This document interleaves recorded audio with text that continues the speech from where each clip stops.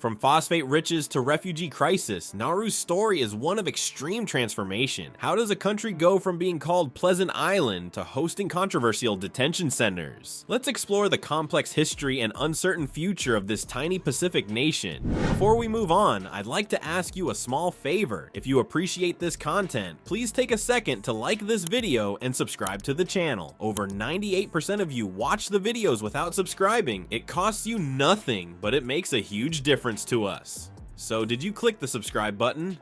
Great, thank you so much.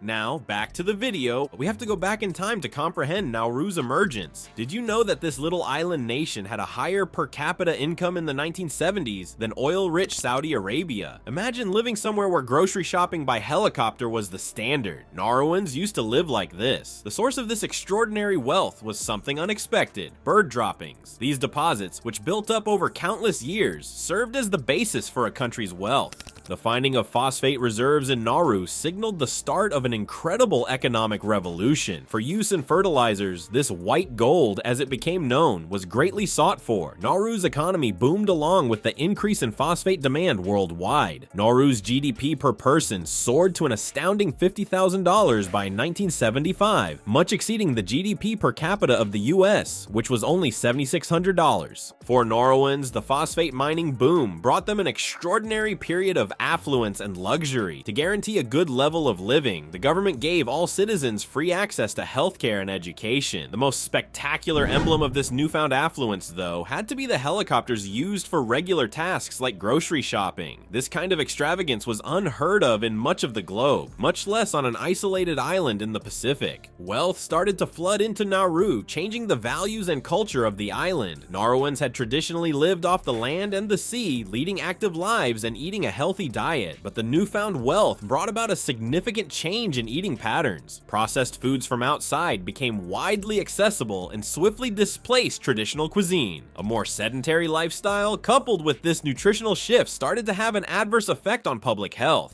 It's interesting to note that as Nauruans became wealthy, being overweight started to represent success and prosperity. People began to equate being overweight with wealth rather than as a health issue, which worsened the escalating health catastrophe. The island was about to see an obesity pandemic, and the scene was being set for it. Even while Nauru exulted in its newfound wealth, other sinister forces were at work. Rapid economic expansion resulted in corruption and poor management within the Nauruan government. Phosphate supplies are limited, although this fact was forgotten in the drive to use this precious resource. Furthermore, the island's future became uncertain as its economy changed from being self-sufficient to being totally dependent on phosphate exports. Nauru's fortunes declined along with its phosphate riches. However, the island's problems were far from over. What if I told you that there will be an immense health crisis in Nauru because the very dirt under their feet would betray them? The phosphate mining sector of Nauru collapsed, triggering a catastrophic decline. The previously abundant white gold that had made this small island into a prosperous paradise was quickly running out. Nauru's main source of income dried up along with the mines, leaving the country's economy in ruins. However, the consequences for the economy were only the beginning. Decades of heavy mining had disastrous effects on the ecology. Nauru's once beautiful tropical paradise was reduced to a bleak wasteland when an astounding 90% of its land was declared unusable. Wide-ranging effects of this environmental destruction included the collapse of local agriculture and a heavy reliance on imported processed foods by the populace. A health crisis unlike any other resulted from the change in nutrition and the abrupt loss of traditional livelihoods. At 71% obese, Nauru is currently the fattest country on Earth, a questionable claim considering its relatively small population. Worrisomely, Nauru has the highest rate of type 2 diabetes in the world, with 40% of its population affected. The identical soil that had previously produced wealth was now a contributing factor in an unparalleled health crisis. Needing to save its economy, Nauru resorted to divisive tactics. The government made an effort to reimagine the island as a safe haven for offshore banking in the 1990s. Nevertheless, this endeavor greatly backfired. Numerous financial institutions withdrew from Nauru as a result of the lax restrictions, which greatly harmed the country's reputation abroad and attracted criminal activity, including money laundering. As if things could ever get worse, Nauru was enmeshed in yet another scandal. As part of agreements with Australia, refugee processing centers were established on the island, which brought in crucial funding but at a substantial expense.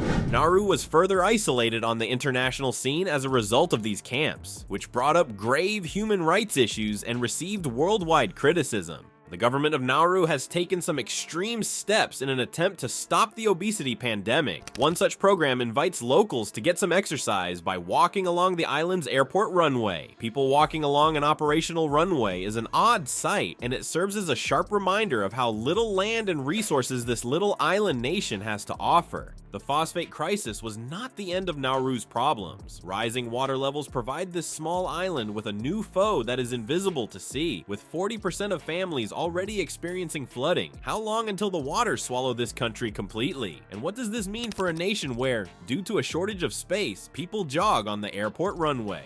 Welcome to Nauru today, a country facing hitherto unseen difficulties. Nauru defies expectations and survives in a world that seems to be growing more unfriendly to it despite its turbulent past. But how does a nation with 80% unemployment and no recognized capital like this one manage to survive? Nauru's current situation is largely caused by its susceptibility to climate change. Almost half of the island's homes have already flooded as a result of rising sea levels. In addition to posing a threat to the natural ecosystem, this environmental peril makes the social and economic problems that the Nauruan people already confront worse. Today's Nauru is a study in adaptations and differences in life. Due to its small size, 4 miles wide and 5 miles long, the island's inhabitants have had to get inventive with how they use their available space. Nauruans utilize the airport runway for exercise in a scene that may look bizarre to visitors. This strange custom emphasizes both the island's severe spatial constraints and the ingenuity of its people. The remoteness of Nauru is exacerbated by the absence of infrastructure for tourists. With just one weekly flight from Brisbane, Australia, Nauru is the least visited country in the world and finds it difficult to draw in the kind of foreign investment and attention that may boost its economy.